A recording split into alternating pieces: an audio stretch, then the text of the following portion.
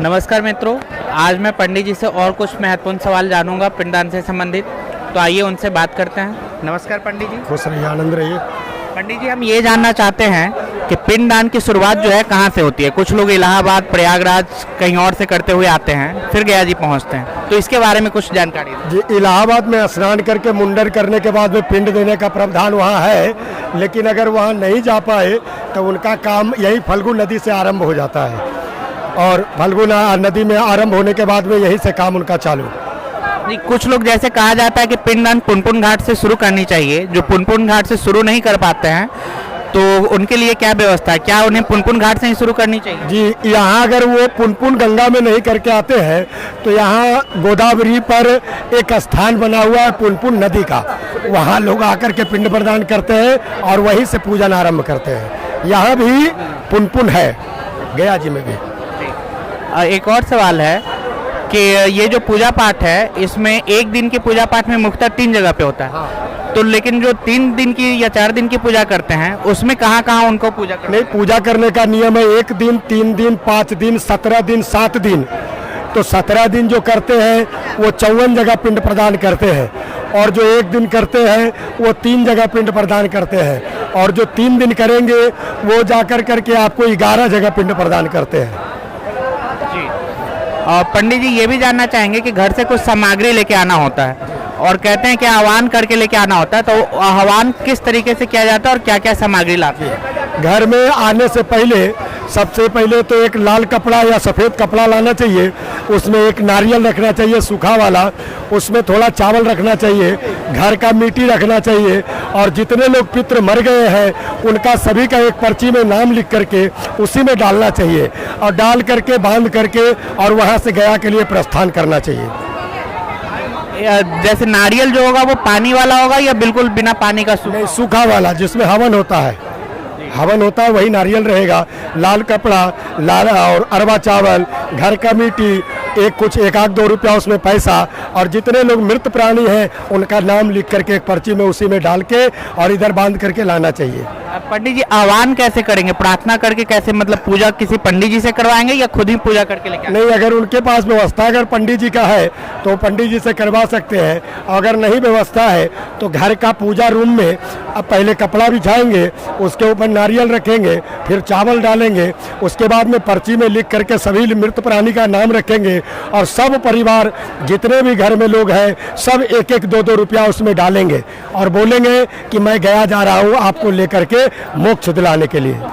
जी पंडित जी, ये जिनके पिताजी का स्वर्गवास हो गया है लेकिन माताजी जीवित हैं, या माताजी का स्वर्गवास हो गया है, पिताजी जीवित है, तो क्या ऐसे बेटे या बेटी जो है वो पिंडदान कर सकते हैं? जैसे हमारे देश में क्या है कि बिहार में, उत्तर प्रदेश में मरने के बाद तुरंत श्राद्ध होता है, तब वो पिताजी का ही मरने का इंतजार करते हैं। अगर पिताजी मर गए तो माताजी का मरने का भी इंतजार करते हैं, तब आकर के गया करते हैं। लेकिन कुछ राज्यों में वहाँ श्राद्ध नहीं होता, 3 दिन के बाद में, मरने के बाद में हवन करके छोड़ देते हैं, तो वो कभी भी अपने आकर के मृत प्राणी का पिंडदान यहाँ कर सकते हैं। तो जहाँ पे श्राद्ध करते हैं, क्या वो माता पिता दोनों गुजरने के बाद ही आना चाहिए या पहले? जी, माता पिता दोनों गुजरने के बाद में गया जी एक बार में आने ही सभी वैकुंठ वास कर जाते हैं।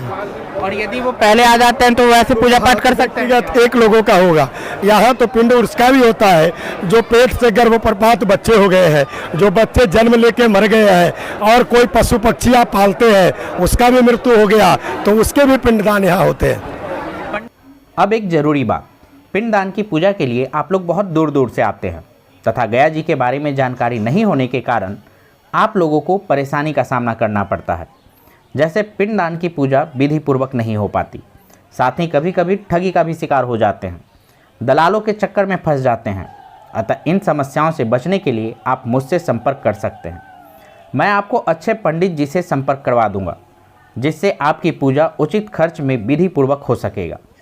चूँकि पिंडदान से संबंधित जानकारी देने के लिए मुझे दूसरे कामों को टालना पड़ता है, अतः आप 101 रुपये का कंसल्टिंग फ़ी पे करके योग पंडित जी से संपर्क कर सकते हैं, जिससे आपकी समय और धन की बचत होगी।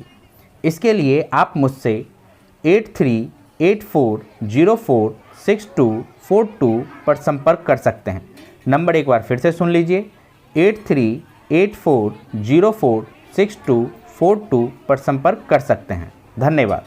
पंडित जी, कुछ लोग बताते हैं कि उनके घर परिवार में किडनी का मृत्यु हो गया है और उनका साया जो है उनके परिवार के किसी लोगों पे मतलब मंडराता रहता है, तो क्या उनके लिए भी पिंडदान यहाँ करने या कोई विशेष पूजा करने से उन्हें मुक्ति? उसके लिए त्रिपिंडी श्राद्ध है। गया जी में आकर के धर्मारण एक तीर्थ है। धर्मारण तीर्थ में जब महाभारत में सभी लोग मृत हो गए, मर गए, तो धर्मराज युधिष्ठिर को वहाँ ब्राह्मण देख करके बताए कि जो जो अकाल मृत्यु मरे हैं उनके निमित्त में जाकर के धर्मारण क्षेत्र में आप त्रिपिंडी श्राद्ध करिए। अगर घर में कोई अकाल मृत्यु हो जाता है तो उनके निमित्त आकर के गया जी में त्रिपिंडी श्राद्ध अवश्य करना चाहिए। इससे दूसरा अकाल मृत्यु घर में नहीं होगी।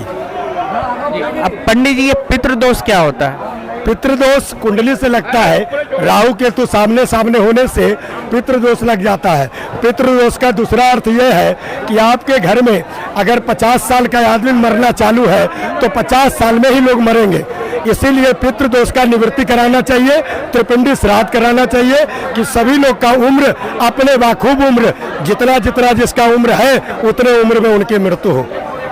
पंडित जी, ये नारायण बलि की पूजा क्या होती है? नारायण बलि भी अकाल मृत्यु का पिंडदान है। नारायण बलि श्राद्ध जो है, अगर कोई 50 साल के नीचे 40 साल 20 साल 50 साल जहर खा के, फांसी लगा के, पानी में दह के, गाड़ी से गिर करके इस तरह से किसी तरह का अगर मृत्यु होता है तो उन आदमी के लिए नारायण बलि श्राद्ध करना जरूरी है। पंडित जी, एक